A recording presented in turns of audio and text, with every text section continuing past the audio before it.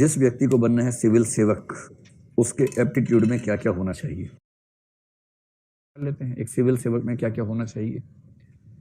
तो अगर मैं केवल civil services aptitude test paper 2 को ध्यान रख के बोलूं तो उसमें एक तो आता है कॉम्प्रिहेंशन। कॉम्प्रिहेंशन आपकी अच्छी है या नहीं है, इससे आपकी कौन सी इंटेलिजेंस या एबिलिटी पता लगती है। लिंग्विस्टिक। तो पहली बात है कि एक सिविल सर्वेंट का जो भाषाई परिपक्वता है या भाषाई बुद्धिमत्ता है, उस दृष्टि से उस व्यक्ति को बेहतर होना चाहिए। क्यों बेहतर होना चाहिए, अभी देखते हैं। मतलब अगर मैं सरल सी भाषा में कहूँ ना, तो एक समय के बाद आपको केवल भाषा में ही काम करना होता है। अभी आपके लिए आईएएस का मतलब होता है कलेक्टर्स, कि निकलूँ तो time time time time time time, और मैं अंदर बैठा हूँ, 50 लोग बाहर दौड़ रहे हैं, साथ साथ कलेक्टर साहब गाड़ी में है, गाड़ी रोक के समय सलाम ठोका और आपको लगा हा तसल्ली मिल गई एकदम। नेहरू विहार सफल रहा, इतने साल तपस्या की नाले के पास बैठ के मजा आ गया। कुछ लोगों के दिमाग में इतना रहता है, और उनका मतलब आईएएस बनने क्या होता है कि खड़े खड़े फैसले कर दिए, खाप पंचायत की तरह से, सब ये इस मूड में जरूर रहते हैं ना। लेकिन आप पाएंगे कि 7, 8, 9 साल की नौकरी के बाद, 14 साल के बाद तो पूरी तरह से, जहां 14 साल की नौकरी हुई, वनवास शुरू। 14 साल का नहीं होता, 14 साल के बाद होता है। और वनवास का मतलब, अगर ये शौक है तामझाम वाला, वो सारा तामझाम खत्म, और फिर आपकी जिंदगी कटेगी फाइलों में। और उस हर फाइल की ताकत इतनी ज्यादा है जितनी ताकत जिले के कलेक्टर की बिल्कुल नहीं हो सकती। कलेक्टर तो बहुत चूहा टाइप का है, पिद्दी टाइप का है उसके सामने। उस फाइल में लिखा हो कुछ, कलेक्टर बेचारा खड़े होकर पढ़ता है, बैठ के पढ़ नहीं पाता उसको, इतना खौफ खाता है उससे। पूरी जिंदगी आपका काम है लिखना और ठीक से पढ़ना। हजारों रिपोर्ट्स आएंगी, वो सारी पढ़नी होंगी, उनका सटीक अर्थ निकालना होगा, नोटिंग करनी होगी, ड्राफ्टिंग करनी होगी। आपके लिखे हुए एक एक शब्द से कई हजार करोड़ का खर्चा हो जाएगा। और अगर लिखने में आपसे एक शब्द के अर्थ का मतलब चेंज हो गया ना, वो सरकार या समाज के संसाधनों पे बड़ी करारी चपत हो सकती है। इतनी सटीक भाषा होनी चाहिए कि आप जो लिखना चाह रहे हैं एग्जैक्टली वही अर्थ निकले। और दूसरा, अगर कोई रिपोर्ट पढ़ रहे हैं तो जो लिखा गया है एग्जैक्टली वही समझें जो लिखा गया है। दूसरा है जिसको आप बेसिक मैथ्स कह लीजिए या बेसिक न्यूमरेसी कह लीजिए, इसी में डेटा इंटरप्रिटेशन और डेटा सफिशिएंसी को भी जोड़ लीजिए। Basic maths, basic numeracy, data interpretation, data sufficiency.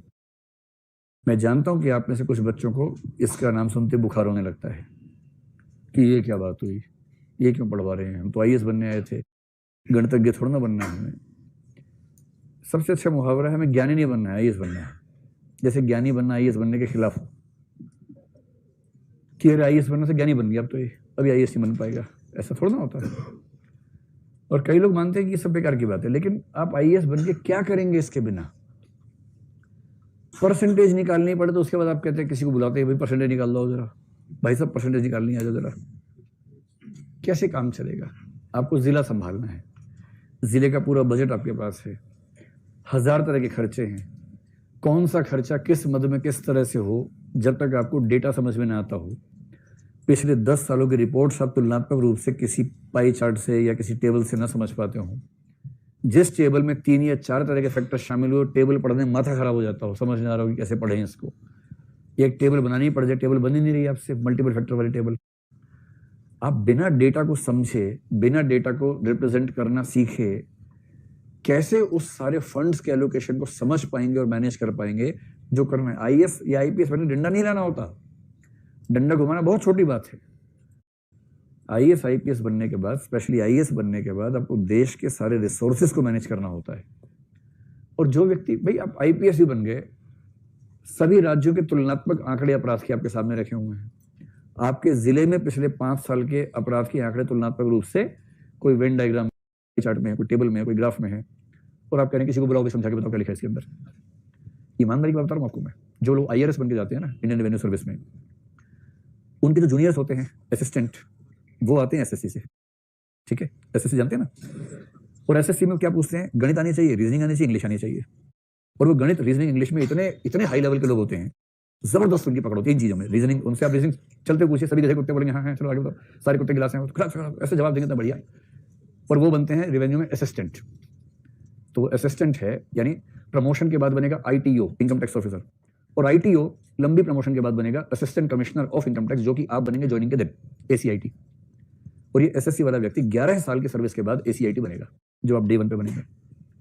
असली बात आप सुनो, कई ऐसे असिस्टेंट कमिश्नर इनकम टैक्स होते हैं, IRS बन गए, अकाउंटिंग आज तक सीखी नहीं है क्योंकि स्कूल में नहीं पढ़े, अकाउंट्स आर्ट्स पढ़े हुए थे, मैथ्स आता नहीं है, CSET में रीजनिंग और कॉम्प्रिहेंशन से काम चल गया था, क्वालिफाई कर लिया था। इंग्लिश आती नहीं है, हिंदी माध्यम से है, इंग्लिश उतनी ही आती है कि बाई चांस क्वालिफाइंग पास हो गया मेंस में, पीली चिट्ठी नहीं आई। ठीक, ये बहुत रेयर कॉम्बिनेशन है, ऐसा कॉम्बिनेशन बहुत सारे लोगों में होता है, बहुत लोगों में है। और इंटरव्यू ठीक से हुआ, सीधे IRS में लैंड किया, ट्रेनिंग हुई IRS की, ट्रेनिंग में आते हैं CA, इनकम टैक्स एक्ट सिखाते हैं, और इस आदमी का दिमाग का धुआं हो जाता है इनकम टैक्स एक्ट समझ के। इनकम टैक्स कैलकुलेशन सिखा रहे हैं, कॉर्पोरेट टैक्स कैलकुलेशन सिखा रहे हैं, उसको लग रहा है कि अरे यार औरंगजेब कहाँ चला गया। हमें तो उसमें मजा आता था, ये क्या क्या सिखा रहे हैं हमें और ये क्यों सिखा रहे हैं। उसके बाद फाइनल हो गया, ट्रेनिंग पूरी। ट्रेनिंग में पास करना ट्रेनिंग एकेडमी की नैतिक जिम्मेदारी होती है, वरना UPSC पे सवाल उठ जाता है। तीसरा है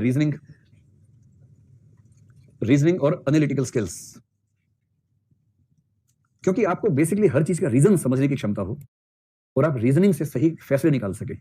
IAS बनने के बाद, सिविल सर्वेंट बनने के बाद बेसिकली जीवन भर आपको केवल सही फैसले करने हैं। गिवन इन्फॉर्मेशन, सूचनाएं आपके पास है, उनकी ठीक से प्रोसेसिंग कर ली और उस प्रोसेसिंग के बेस पे एक सही रीजनिंग का इस्तेमाल करते हुए ठीक फैसला कर लिया, इतना ही करना है। इसके लिए आपकी रीजनिंग की पावर अच्छी होनी चाहिए। रीजनिंग की पावर का मतलब वही नहीं होता सभी कुत्ते गधे हैं, सभी गधे बैलगाड़ियां हैं, वो नहीं होता इसका मतलब।